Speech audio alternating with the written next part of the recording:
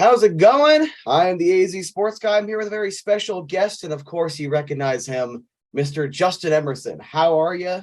And would you like to just introduce yourself to the two people that are watching this? Yeah, happy to. Yeah, Justin Emerson. I think you wanted me on the show after the ASU press conference the other day. So I covered the hockey team when I was in college. I covered it when it was a club team for 3 years, and then it went Division One my senior year. And then I worked for the team as the SID and kind of did some communications for them. So yeah, I've got a bit of a background with ASU hockey, as Ray Anderson mentioned in the press conference the other day. I wrote a story that basically was explaining why Arizona State hockey wasn't going to go Division One, why it's a club team, and basically why that's okay. And then basically Ray Anderson said, "Well, if the money showed up, we would make it happen." So on my way out of my meeting with him, I called up Coach Powers and I'm like, "Hey, give me a number. Like, what would it take?" He's like, "What are you talking about?" I'm like, "Well, I just, for background, like, this is just the story. Here's why. Like, it would take this amount of money, and ASU doesn't have that." And he's like, 30 to 40 million. So I wrote that into my story, and sure enough, Don Mullet read my story. Mullet Arena, by the way. I Let's talk love about that that. name. That is the greatest name ever. And he read the story and he called up Ray Anderson and said, "I've got the money. Let's make it happen." So Coach Powers jokes to this day. He goes, "I wish I would have told you 100 million instead of 30 million. Maybe we would have gotten some more." But yeah, that's what happened. And it's great to see what the program's done. They've got some NHL players, they've got some draft picks, they've gone to NCAA tournament. It's we're going to go to another one before COVID canceled that season. So it's fantastic to see what this program has become. I'm excited for them to get into their own arena, and I can't wait to see it this season. Hopefully I can make a trip down. And specifically, Mr. Anderson mentioned it was a couple months into his tenure. You just walked in and had a meeting with him. Was that what you wanted to meet about? You had this one complaint. You're like, why? You said they just won the club championship that year, correct? It was like a club title. And then why aren't we Division One? Is that the motivation, or was it like a general meeting?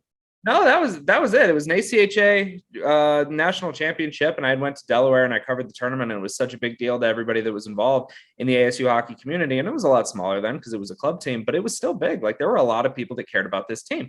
And then a couple of weeks later, the Frozen Four was on TV, and I got so many questions that it was like, "Wait a minute, I thought ASU just won. Why? What is this? What's going on?" I'm like, "Well, okay. Well, I think it's time for a big explainer for people who might." Love Arizona State and love hockey, but maybe aren't in, with how college hockey works. So I'm like, well, there's the club level, the NCAA level, and throughout the reporting, the big question that people kept asking was, well, why isn't ASU Division One? I'm like, well, let's find out. So I called up the ASU athletic department and asked for an interview with Ray Anderson, and I'm like, "Hey, can I, 20-minute interview? Just here are a couple questions I'd like to ask." And I wasn't expecting to get the interview. I was a sophomore student writing for the school paper, and didn't expect to get the interview. One, and two, didn't expect to get a good answer. Like, I'm like, well, ASU, why isn't it Division One? And Ray Anderson gave, the legitimate answers. It's like, well, we don't have the funding, we don't have the arena, we don't have, it costs scholarships, it costs all this to get equipment. There's Title IX compliance issues. We can't just add a men's sport without adding a women's sport. So there are a lot of different issues. So then I said, well, hypothetically, let's say the money showed up. Let's say somebody called you and said, "I'm willing to fund Arizona State hockey." What would you do? He's like, "We'd make it work." Some athletic directors would say, well, maybe that money would be better used elsewhere. But if somebody's calling and says, "I want to put X amount of dollars into making Arizona State hockey happen," then it's incumbent on me as an athletic director to make sure that we can make that happen. And sure enough, $32 million came from Don Mullet a couple of weeks later. And there might have been, a group, but Don was the one that was spearheading it. And sure enough, he was true to his word. He made it happen. And Arizona State also added women's lacrosse, and I want to say triathlon was part of that wave too, because of that, to balance out the scholarships and make sure that the school was Title IX compliant and everything. And that happened very fast. I think I interviewed Ray in May, and by November they were making an announcement. So it happened extraordinarily fast. And Coach Powers hit the recruiting trail the next day to try to get a Division One team ready for that next October. So it all came together quickly, and it's a lot of fun looking back. It was 7 years ago now, but it feels like it was just yesterday. That is, that sounds ridiculously fast. I mean, just in general, I know things have to take a long time to settle, but how was your feeling on it, knowing that regardless if you consider it a very small role or if you're going to have a big old ego, because if I were you, I would totally have an ego on that. How does it feel to go from to know your little role here and just where they're at now with this brand new arena that's also hosting the phenomenal Arizona Coyotes? Well, I do consider it a small role, and I'm grateful to be a small part in what's a very big story in college hockey. And I've always said that if the money was there because I wrote a story, then the money was always there anyway. So, sure enough, there was just the right people need to be connected to the right people, and it happened. But to be just even a tiny part of that, to still get recognition when the arena's getting named was flattering. It really was. And yeah, I can't wait to go see the what is very clearly a college hockey rink, but I guess they're putting a pro team there too, because why not? Look, you got to capitalize on the 21, 22-year-old kids that'll buy up all the beer and make it all nice and rowdy. You got to capitalize on that market. But That's right. do you think, just kind of getting to the Coyotes just a little bit, it's mainly what I cover, how much of an impact do you think like the Coyotes moving here in 96 and then growing the game led to stuff like ASU getting where they're at, and then the further development with the obviously our different like pee-wee leagues and whatever, that's a stupid way of wording it, but No, the different developmental leagues with the younger kids.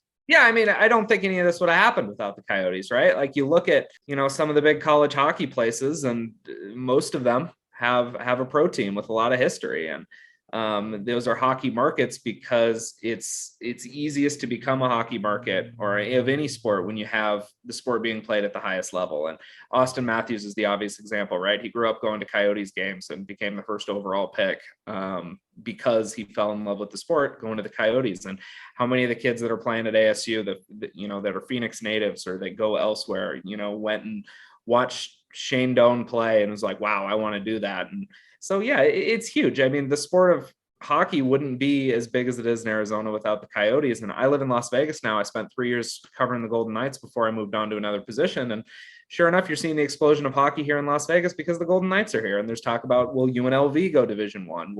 And all these youth leagues that are now popping up and more ice rinks that are showing up in Las Vegas. So it's the same thing. Like these places are ready to root for hockey, and you just need a reason you need to give people a reason to like hockey. And it was the Coyotes at first, and say what you will about the Coyotes attendance issues and all of that. It's, I'm an Arizona native. It's exhausting to hear about. Everybody's tired about it. But when they moved there, they were selling out every game. They were the talk of the town. And when the last time they were in the playoffs, there was a whiteout, they went to the Western Conference Final. It was a hard ticket to get. And it's going to happen again when they're good and in their own arena. So, everybody that says that Arizona isn't a good hockey market, one, hasn't been there, and two, just watches Coyotes games on TV.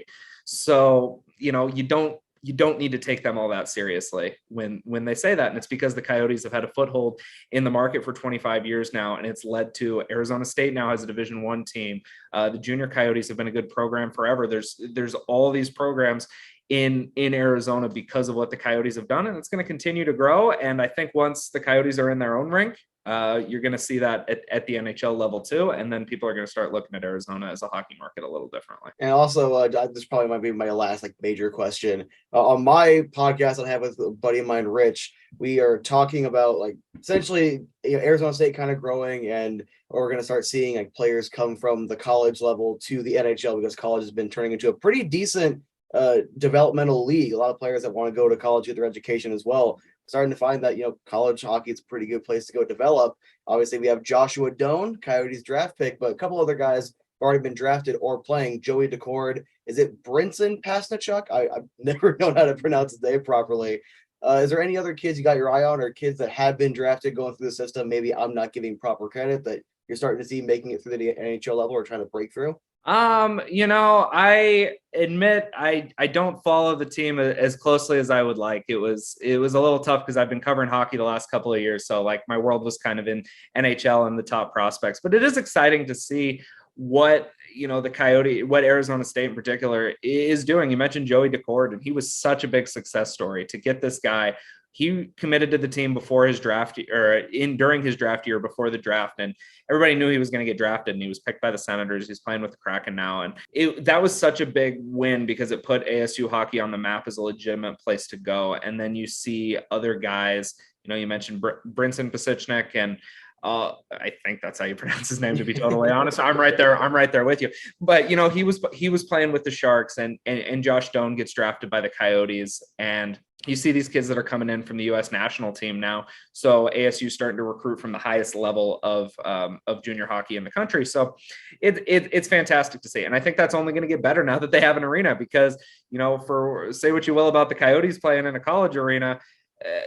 Up until this season, ASU hockey was playing in a community rink. I mean, that's not a college hockey arena. Everybody around ASU will tell you that. Oceanside, God bless you. I love you. You're the coldest ice rink in America. And I'll never forget my beer league championship that I won my senior year of college there, or all the frozen nights that I had covering ASU hockey. But it was a good home for a club team, and then for the burgeoning Division I team. But now it's time for ASU hockey to take the next step in its own maturation, get into its own arena.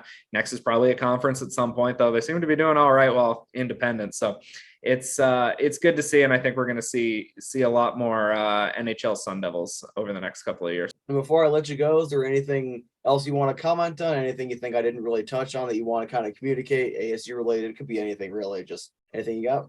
It's just the excitement around ASU hockey, and to see this new arena.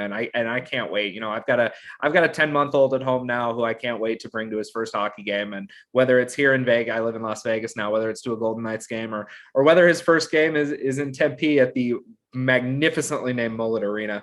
It's great to see what ASU hockey's doing. I think Greg Powers is a phenomenal coach, a great recruiter, and a great guy. Honestly, he helped me a lot when I was a student reporter who didn't know much about hockey, and he's always made time for student reporters, and just he takes care of his players. And it's good to see that he's still leading the program now 7 years into being a Division I team, because it would be easy for ASU hockey to, how they can recruit players, they can recruit coaches, right? Like if they wanted to move on to a quote unquote brand name coach that's been in college hockey for years and won, they could probably get somebody, but they've had their faith in Greg Powers, and it's good to see that faith rewarded. And he gets to see the new step of this program that he loves more than anybody else. So it's awesome, and go Devils. Sweet. You want to plug any of your stuff so people can go follow you on Twitter or read whatever you're working on? Yeah, I mean, I'm at J15 Emerson. I don't tweet as much as I used to now that I'm not covering the Golden Knights on a daily basis, but I'll come up with some funny zingers every now and then. So it's all right. I'm kind of funny on Twitter, I like to think. All right. I thank you so much for your time. I understand you're a very busy man. Really, thank you very much. I really enjoyed this conversation, and make sure to check him out. He's a lot more talented than I am. Happy to be here anytime. Thanks a lot.